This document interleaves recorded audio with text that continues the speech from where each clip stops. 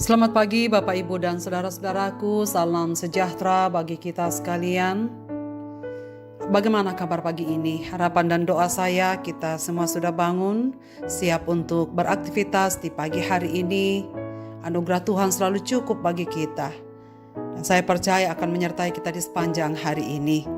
Mari bersama kita membaca dan merenungkan firman Tuhan, semoga menjadi panduan kita menjalani hidup di hari ini. Pagi ini kita akan membaca Lukas pasal 4 ayat 18-21 demikian. Roh Tuhan ada padaku, oleh sebab Ia telah mengurapi aku, untuk menyampaikan kabar baik kepada orang-orang miskin, dan Ia telah mengutus aku untuk memberitakan pembebasan kepada orang-orang tawanan, dan penglihatan bagi orang-orang buta, untuk membebaskan orang-orang yang tertindas, untuk memberitakan tahun rahmat Tuhan telah datang. Kemudian ia menutup kitab itu, memberikannya kembali kepada pejabat, lalu duduk, dan mata semua orang dalam rumah ibadat itu tertuju kepadanya. Lalu ia mulai mengajar mereka, katanya, pada hari ini genaplah nas ini sewaktu kamu mendengarnya.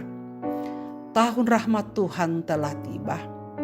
Saudara-saudara pendengar renungan pagi yang dikasihi Tuhan, bila sesuatu terjadi di luar yang kita ingini, apa yang biasa kita lakukan?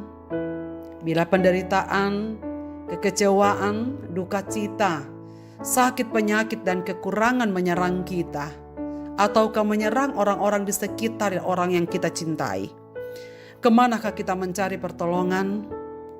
Siapakah yang kita harapkan dapat membantu? Orang-orang Yahudi yang sudah lama menderita dalam penjajahan Romawi, setelah 400 tahun lebih mereka tidak mendengar kabar apapun dari Tuhan. Dan mereka menjadi sasaran penindasan yang luar biasa serta penawanan yang menghancurkan. Mereka menantikan pembebasan dan kedatangan Mesias sebagaimana yang sudah dijanjikan oleh Tuhan melalui nenek moyang mereka para nabi. Sudah mereka tahu pasti. Dan mereka bertanya-tanya apakah Tuhan telah melupakan mereka? Dan apakah Mesias Juru Selamat itu benar-benar akan datang? Mereka sudah lama menunggu dalam ketidakpastian. Lalu suatu hari seorang pria bernama Yesus masuk ke sinagoge dan berdiri untuk membaca gulungan kitab Nabi Yesaya. Roh Tuhan ada padaku, oleh sebab Ia telah mengurapi aku untuk menyampaikan kabar baik kepada orang-orang miskin. Dan Ia telah mengutus aku memberitakan pembebasan kepada orang-orang tawanan, dan penglihatan bagi orang-orang buta, untuk membebaskan orang-orang yang tertindas, dan memberitakan tahun rahmat Tuhan telah datang. Saudara sekalian, dari ayat ini kita melihat beberapa tujuan mengapa Ia harus datang ke dalam dunia. Pertama, untuk menyampaikan kabar baik kepada orang-orang miskin, kepada orang papa, kepada orang yang menderita, hina, patah semangat, hancur hati, dan mereka yang kecewa. Dan secara khusus bagi mereka yang sedang gentar terhadap firman-Nya. Ia datang untuk menyembuhkan mereka yang memar dan tertindas. Dan penyembuhan ini meliputi segenap pribadi manusia seutuhnya, baik jasmani maupun rohani. Ia tidak hanya mengerjakan luka-luka fisik, tetapi juga menyembuhkan luka rohani. Untuk mencelikkan mata rohani mereka yang dibutakan oleh dunia dan iblis agar mereka dapat melihat kebenaran kabar baik dari Allah. Dan untuk membebaskan dan memberitakan pembebasan dan penyelamatan yang sesungguhnya dari kuasa iblis, dari kuasa dosa, ketakutan dan rasa bersalah. Saudara-saudaraku, namun Yesus belum sampai di sini. Dia tidak hanya mengingatkan mereka tentang masa depan yang dapat mereka nantikan, yang penuh pengharapan. Sebaliknya Ia membuat pernyataan yang menakjubkan, yang membuat semua orang tercengang. Pada hari ini genaplah nas sewaktu kamu mendengarnya.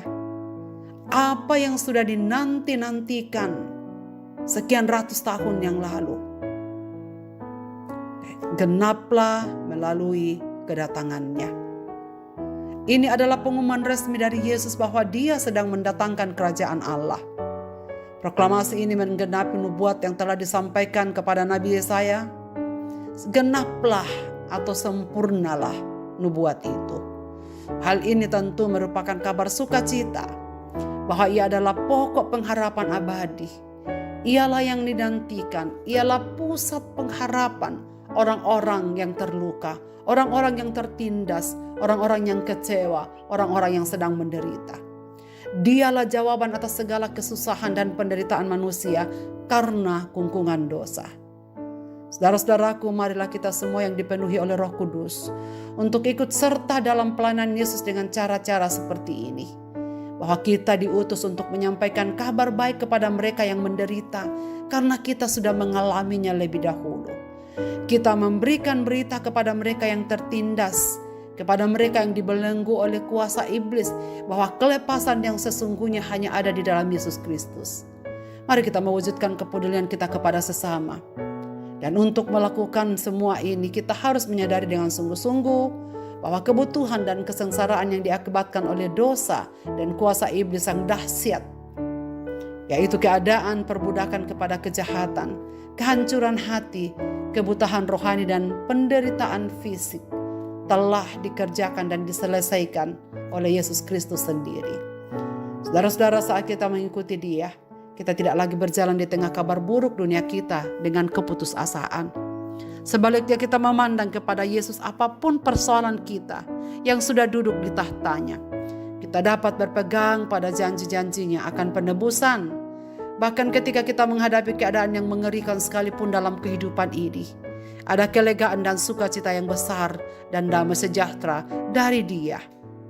Maka berbahagialah yang menaruh harapnya pada Yesus Kristus sebagai jaminan rahmat Allah yang telah datang kepada setiap kita yang berharap kepadanya. Marilah kita berdoa. Bapa di sorga, Bapa, di dalam nama Tuhan Yesus Kristus, kami mengucap syukur karena firman-Mu pada pagi ini menguatkan, menghiburkan kami. Sekalipun kami berjalan di dalam dunia yang penuh keterbatasan ini, dalam ketidaksempurnaan ini, dan acap kali kami hidup di dalam berbagai bentuk kesusahan dan kecemasan, kekecewaan, bahkan kehilangan harapan. Biarkanlah firman-Mu ini menggema dalam sanubari kami. Berbicara kepada setiap kami ketika kami menghadapi berbagai persoalan hidup. Bahwa Engkau Tuhan sudah datang ke dalam dunia. Telah menebus kami dari kuasa dosa, penyebab utama dari semua kesusahan yang kami alami. Terima kasih karena Engkau jawabnya.